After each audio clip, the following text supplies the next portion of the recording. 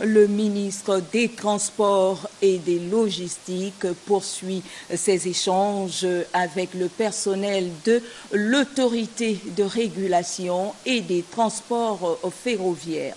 La restructuration du secteur ferroviaire et les mesures de redynamisation de ce secteur ont constitué la trame des échanges en présence de Paulin Siaki et de Victor Mundunga.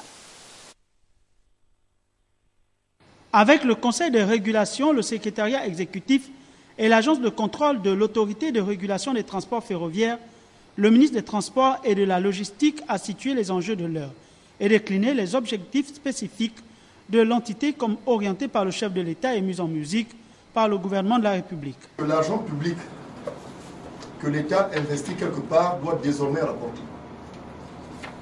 Il ne s'agit plus d'acquérir un bâtiment tel que votre siège, de consentir des subventions et qu'à la fin, l'État doit encore venir en appui par rapport aux différents besoins, par rapport aux différentes situations d'impayés salariaux.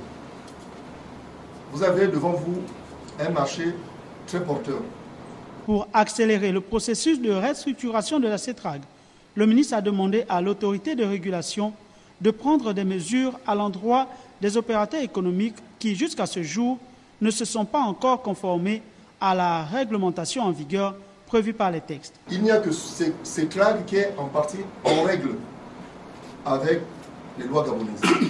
CETRAG jouit d'une convention de concession et CETRAG reverse une redevance de concession au titre de l'exploitation de la voie ferrée.